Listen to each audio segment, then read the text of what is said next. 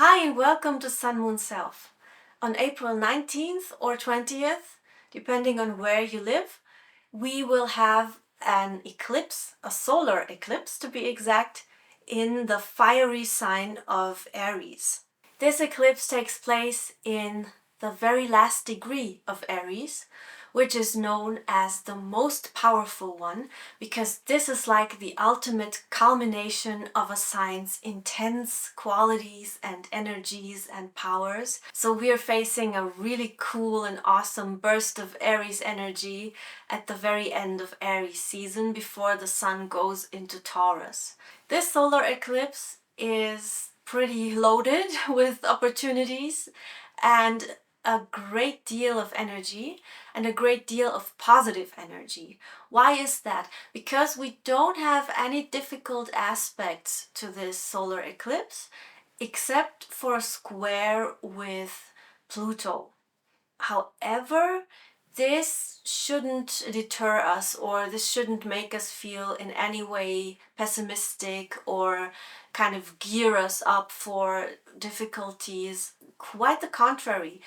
We should see this Pluto square as an opportunity to learn to pick our battles, so to speak, and to differentiate between what's important for us, for our personal advancement, which is all that Aries energy actually stands for, and what isn't that important, or what could also be an obstacle for us.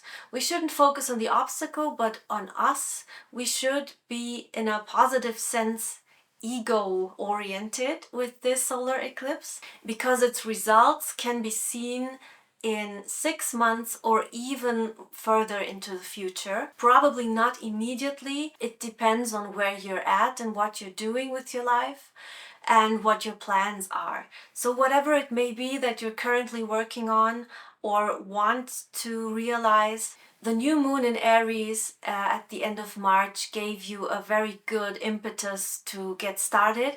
And if you haven't until now, you will now feel an irresistible urge to do so and to go ahead. The most important thing for you, for us all, is to focus on your confidence, to not let anything deter you, and also to try and see yourself within the context of relationships as well. Your ego is very important, to nourish your ego in a healthy way, not like the New Agers say, to kind of obliterate it because it is your enemy, because it is what is kind of considered an original sin or something like that. Not at all. You must nourish your ego in a very healthy way in order to advance in the world. It is just a tool. It is just a means to get to where you're supposed to be. And this awesome eclipse is going to help you with that, because it sets free a lot of energies that may have been bottled up. It also sets free emotions that might have been bottled up before. So be careful, because Aries isn't exactly known for its patient, calm, collected attitude. Actually, it's pretty well known for its fiery and feisty attitude. And this can be such an awesome thing in the right context. So don't be afraid to go for it, and don't be afraid to shine and to truly express yourself authentically, because this is what we are all here for. When the sun moves into Taurus after this eclipse, on April 20th, we will have a more stable and a more materialistic outlook. Materialistic also isn't something bad at all. It just means that we're looking for more material stability, and we will have our dreams built on stable, solid ground, and not on fantasies and illusions or whims and desires. So whatever it is that we want to achieve in life, we will have a greater focus on making things happen step by step and with patience. This is a great, great continuation of the very fiery and almost explosive energy of Aries. So here we will have more stability and an opportunity to work on our goals and on ourselves in a more patient and persistent manner, for which Taurus is well known generally. And this will also help us build something that is durable and lasting. Aries and Aries rising Your first house is affected the most by this eclipse. Your first house is the very essence of you, your physical body and your advancement in the world, how you approach the world, also career possibly, and also how you meet other people, how they see you. And this is going to affect you on a very deep level. You might want to change something or might be really impatient with things that bother you. Maybe it's something about yourself, a makeover, or anything about your physical body that bothers you, or something in your career that isn't acceptable to you any longer, and you just go ahead and change it. You just go ahead. Don't be afraid of conflict. However, be careful not to be too fiery with your emotions. Maybe take a step back and see how your actions or your attitude might be observed by others or might be accepted by others. Now, don't seek too much acceptance. That's not what I mean at all. But just look at how things come across that you say, and maybe rethink something that may be a little bit too foot and mouth. Taurus, this eclipse happens in your 12th house. The 12th house is intensely transformative. It's all about your dreams, your subconscious desires, or even subconscious pain. And you will feel something come to the surface that possibly has been bothering you for a very long time. We do also have Chiron still in Aries. It is not a close conjunction, however, it's in the same sign. So it is quite possible that you will feel something that has been bothering you for a long while, and you're finally going to tackle it and finally going to go get to the bottom of it. It could also affect something concerning your past. It could be something karmic. If you don't think that past lives are real and this thing is completely alien to you, then think in terms of deep psychological issues, deep wounds maybe, or family issues, your ancestry, your family in general. It can be anything from something that you should have said long before and never had the courage to do so, or something that you just haven't realized and now finally it dawns on you, wow, this is something I cannot live with, I have to say it. Then please, by all means, do say it, and don't bother with negative emotions from others. It's very important that you bring to the surface that which is bothering you or giving you a hard time. You might also have very intense dreams, something that alludes to a very deep buried past issue that you may have, or a deep desire concerning a thing or an issue that you want solved in your life. Often our dreams tell us things that we can decipher if only we take a little more time to delve into the dreams and understand that they really are just messages from our subconscious, and they can help us greatly in our very real everyday life as well. Gemini and Gemini rising, the eclipse will affect your 11th house. The 11th house is concerned with your social circle. This can also mean your social media circle, for example, your friends, but also the ideals in life. So here is something that's going to change for you, that is going to bring new people into your life, or maybe oust people that you find are completely incompatible with you. You will not be inclined to make compromises whatsoever, and you just simply won't have any patience for fake people and illoyal people. Now, I know that a lot of cliches are saying that Gemini isn't the most loyal sign, but that is complete nonsense.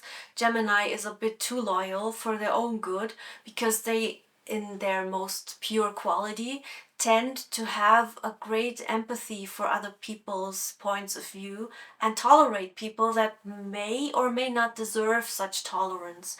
So in this case, be all Aryan about it, okay? Be Aries, and don't let anybody into your circle that you feel you don't resonate with.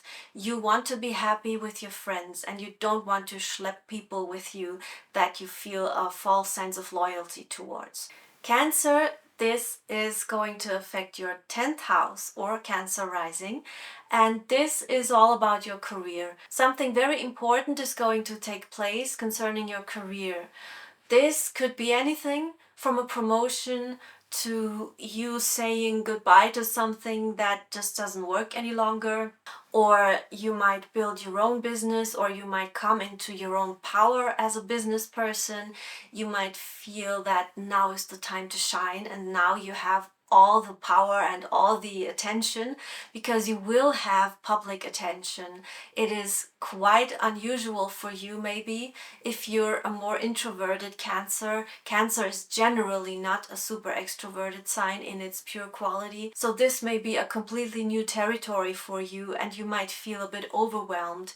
Just know that everything you're doing now is a result of what you believe about yourself. The 10th house is the result from your beliefs in your 9th house. So your attitude brought you here.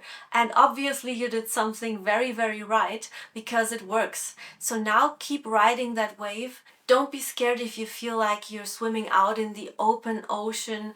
You know where you're going. You are capable of doing anything that you want to do, and take heart, it's going to be okay. Leo and Leo rising, this eclipse happens in your 9th house. The 9th house is all about your beliefs, your spirituality, and also anything that is concerned with foreign countries or people from foreign countries. You might realize a long-held dream of finally traveling or even moving to a different country, or you may get into something spiritual that helps you immensely, that is something that adds a lot of joy and quality to your life, something that brings you much pleasure and much openness and a completely new lease of life, maybe on a spiritual level. Or in a geographical sense, you are in a new place and you're enjoying it, whether as a tourist or as someone who has moved to a different country. You will enjoy a new lease of life there. However long time you spend there, you will feel that this is the right thing to do, this is the right step, I'm in the right place or the right vacation place, and you will enjoy this very much. This is also going to benefit you not just on an intellectual level, but on a deeply spiritual level as well. It's going to make you into a more grounded and more rounded and more whole person, because you will grow into heights and depths that you probably hadn't even thought possible before. Virgo, this eclipse happens in your 8th house or Virgo rising, of course. This is very, very transformational. The 8th house is the house of death and rebirth, so to speak. It doesn't usually end up in a physical death, so don't be afraid of that, please. It's going to affect you on a very deep level. This is about who you are and who you could be, and also concerning your partner. If you're in a partnership, this is going to be a major improvement in your partner's financial situation, or maybe you'll come into an inheritance or something in that way. You will come into a better understanding of yourself. That is the bare minimum that's going to happen. If you don't see any material improvements, I think you probably will on some level though, but this is highly transformational on a spiritual level as well. And as a Virgo or Virgo rising, you could be affected by the typical Virgo syndrome, that is insecurity and doubting yourself a lot and being afraid to express yourself freely. So this is going to be a massive boost in confidence for you. It has started already with the new moon in Aries at the end of March, but this is like a culmination. So whatever it is that you may not have begun until now, you now will have every bit of courage that you need to start this deep transformation. And this will also automatically reflect on every area of your life, because the 8th house is a deeply secretive and intimate house. It also concerns your sexuality and the intimacy in your partnership if you are in one. So this is a multi-level thing for you, and it's going to affect you very deeply and for a long time to come. Libra and Libra rising, your 7th house is affected by this solar eclipse. This could bring you a new partner or a new lease of life in your partnership. You will find a lot of joy in this partnership. Whether it is new or your old partnership, it will be a very, very joyful time for you, and you will be able to relate to your partner or other people in general in a much more healthy and happy and joyful and confident way. It also could mean that you can deal with your known enemies in a much more efficient manner, and you'll have a lot less inclination to give them any grounds for attack, because you'll be the one who counterattacks, and you'll be the one who finds the right words to say to them, or the right things to do, or just the right course of action, which could also be to completely ignore them. Whatever it is that you choose to do, it's going to feel good, it's going to feel right, and you will deal with whatever trash comes your way, and you will be very happy in your relationship. If you don't have one, you will maybe want one. You will maybe have a greater desire to be in a partnership. And if that's not the case for you personally, then you will certainly have more confidence and a more playful attitude in different contexts with other people. So this is going to help you big time. As Libra, you might be inclined to be a little too concerned with people's emotions. So this is going to be a nice counteract to your typical, if you're a very strongly pronounced Libra, to your typical traits of maybe being a little too careful around other people and walking on eggshells. So this is a great, great counteract to your careful nature, and you will have a lot of confidence and most of all a lot of fun. Scorpio and Scorpio rising, this eclipse happens in your 6th house. The 6th house is anything to do with your daily routine, your work, your job, and also your health. You will feel a new lease of life when it comes to your health. Maybe you will have overcome something that has bothered you for a long time. Maybe you'll have flare-ups though, so be careful there. We can never know with Aries energy. It could be a flare-up, or it could be also an opportunity to heal something and a new lease of energy and a burst of energy. So you have to be careful there not to overexert yourself and not to be too fiery, too passionate about something. Take a step back, lean back a little bit, and try not to be overly energetic when it could be detrimental for you. It's important for you, Scorpio, that you don't internalize anything. So this is probably going to help you a lot with your inner emotions, with something that may be boiling underneath, which could be the case with you as you are a very fiery sign, although you're a water sign, but there is a lot of Mars energy here. So be careful not to internalize whatever it may be that bothers you, but put it into outward action. That means find a way to exercise your body, find a way to get rid of any extra excess energy that you may have, be it positive or negative. Even if you're very joyful and very enthusiastic about something, it can overwhelm you. So don't let it overwhelm you. Be more outward with your physical actions and physical exercise. And if something bothers you about your daily routine, your daily work, you're a lot more inclined now to say it instead of swallowing frustrations.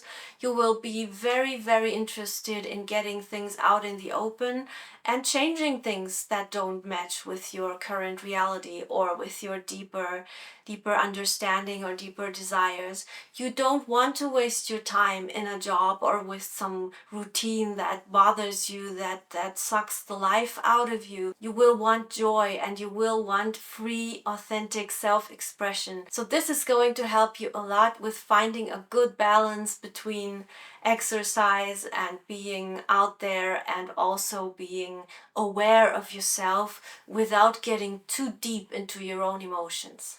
Sagittarius and Sagittarius rising. This takes place in your 5th house. The 5th house is connected to your creativity, creative expression, whether as hobby or professionally, and it's also connected to your children. So this could bring a very transformative phase in the relationship with your children.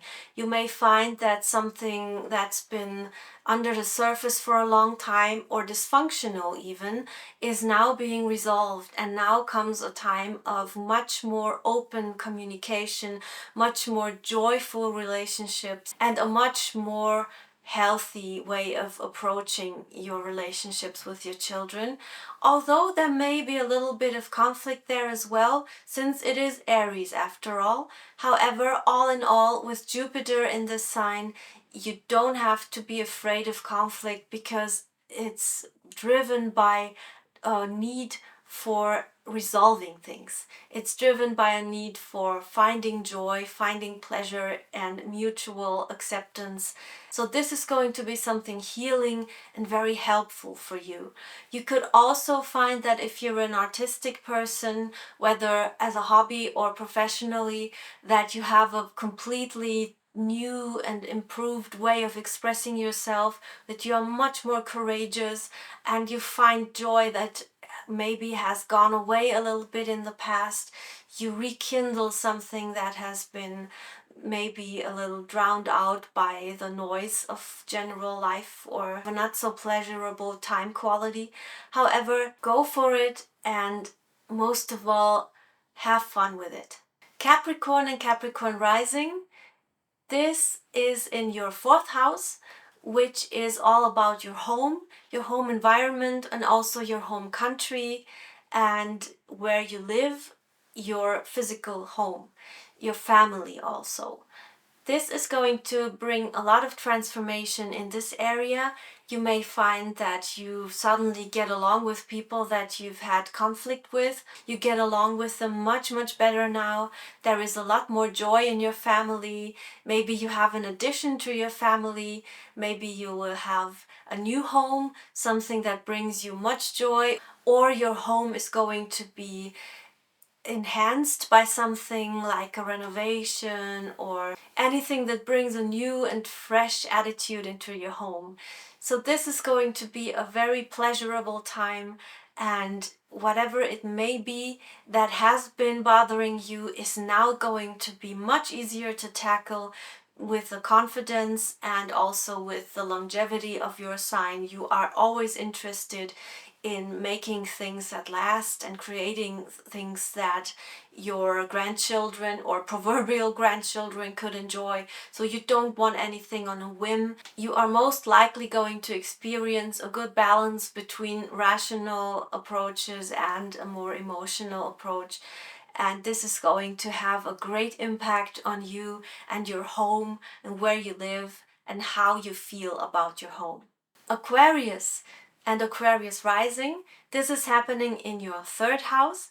Your 3rd house is connected to your mentality, but most of all, it is your immediate neighborhood and how you get to work each day, and also the relationship with your siblings.